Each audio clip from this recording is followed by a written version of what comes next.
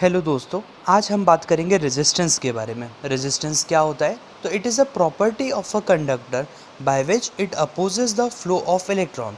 इसको समझने के लिए अभी जो हमारा सिनेरियो चल रहा है, आप उससे अगर इसको कंपेयर करें तो बहुत आसानी से आप इस चीज़ को समझ पाएंगे कि जिस तरह से आप अपने घर में बैठ कर के कोविड-19 वायरस को रोक पा रहे हैं, बिल्कुल उसी तरह से कंडक्टर के अंदर भी कुछ इमोबाइल आयंस होते हैं जो मूव नहीं करते। वो हमारे फ्री इलेक्ट्रॉन्स, जो कि इलेक्ट्रॉन्स मोबाइल हैं, उनको रोक पाते हैं, उनका अपोज कर पाते हैं, या हम कह सकते हैं कि करंट के फ्लो का अपोजिशन प्रोवाइड करते हैं। ये जो रेजिस्टेंस होता है वो डायरेक्टली प्रोपोर्शनल होता है लेंथ ऑफ द कंडक्टर के, मतलब जितनी ज़्यादा लेंथ ऑफ द कंडक्टर होगी वैसे जितना ज़्यादा एरिया होता है उसके साथ में इन्वर्सली प्रोपोर्शनल हो जाता है हमारा रेजिस्टेंस। ठीक है, तो रेजिस्टेंस का एक फॉर्मूला है हमारे पास, रो इंटू एल बाई ए। अब मैं आपको इन्हीं चीज़ों को, इनका एक्सप्लेनेशन एनिमेशन के रूप में देना चाहूँगा। यस, तो जैसा कि हम लोग देख पा रहे हैं यहाँ पर हमारे पास एक वायर है। ठीक है, वायर की लेंथ अभी हम लोगों ने मान ली कि वो एल के बराबर है और एरिया ऑफ क्रॉस सेक्शन हमने मान लिया कि वो ए के बराबर है। वायर जिस मटेरियल का बना हुआ उसकी जो रेजिस्टिविटी है, दैट इज स्पेसिफिक रेजिस्टेंस है, वो हम मान लेते हैं रो के बराबर है।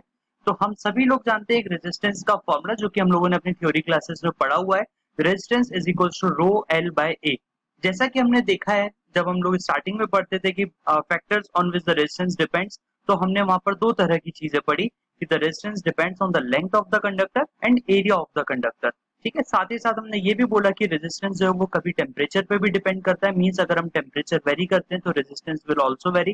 साथ ही साथ ये भी जानते हैं कि अगर मटेरियल बदल जाता है, मटेरियल अगर ज्यादा कंडक्टर होता है तो रेजिस्टेंस कम, और अगर इंसुलेटर की तरफ आगे बढ़ते हैं तो रेजिस्टेंस उसकी वैल्यूज का बढ़ता जाता है, उस तरह के कंडक्टिंग मटेरियल्स का रेजिस्टेंस ज्यादा होता है। ठीक है, अब यहाँ पर मैं आप लोगों को फिर से एक एनिमेशन के रूप में बताने वाला हूँ। आप देख पा रहे हैं मेरे पास यहाँ पर रेजिस्टिविटी, लेंथ और एरिया तीन स्लाइडर्स अवेलेबल है। मैं जैसे जैसे यहाँ पर एरिया ऑफ क्रॉस सेक्शन बढ़ाता हूँ, सबसे पहले हम देख रहे हैं कि हम एरिया ऑफ क्रॉस सेक्शन जैसे जैसे बढ़ाते हैं तो देख पा रहे हैं आप जैसे जैसे एरिया ऑफ क्रॉस सेक्शन बढ़ रहा है वैसे वैसे रेजिस्टेंस क्या होता जा रहा है, डिक्रीज होता जा रहा है। आप यहाँ पर देखेंगे तो जैसे जो नंबर ऑफ इमोबाइल आयंस है अगर हम बात करें तो वो कांस्टेंट है। एरिया के साथ साथ क्या होगा, एरिया जब बढ़ेगा तो फ्री इलेक्ट्रॉन्स को यहाँ से निकलने की जो परमिशन होगी वो बहुत आसानी से मिल जाएगी, जिसके कारण इस वायर का रेजिस्टेंस डिक्रीज होना स्टार्ट हो जाएगा।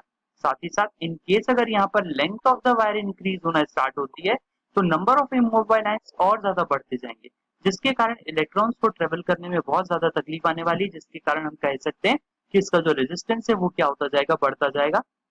एंड सपोज अगर मैं यहाँ पर इसकी रेजिस्टिविटी को इंक्रीज करना स्टार्ट कर देता, मतलब एक ऐसा मटेरियल ले आता जिसके अंदर अपने आप में रेजिस्टेंस बहुत ज्यादा होता, मतलब वो एक कंडक्टर की बजाय एक इंसुलेटर की तरफ ज्यादा बढ़ता, तो यहाँ पर आप देख सकते हैं यहाँ पर इमोबाइल आयंस बढ़ते जा रहे हैं कंटिन्यूसली, और जिसके कारण फिर से हमारा रेजिस्टेंस ऑफ द वायर क्या होता जा रहा है, इंक्रीज होता जा रहा है।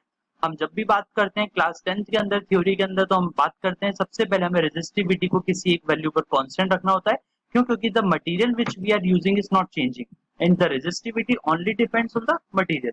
तो हम लेंथ और एरिया पे डिपेंडेंसी देखना चाहते हैं, तो देख सकते हैं हम कि अगर हम लेंथ को डिक्रीज करते हैं तो क्या हो रहा है, रेजिस्टेंस भी डिक्रीज होता जा रहा है, और साथ ही साथ एरिया को डिक्रीज करते हैं तो हम देख सकते हैं कि हमारा रेजिस्टेंस जो है वो क्या होता जा रहा है, इंक्रीज होता जा रहा है।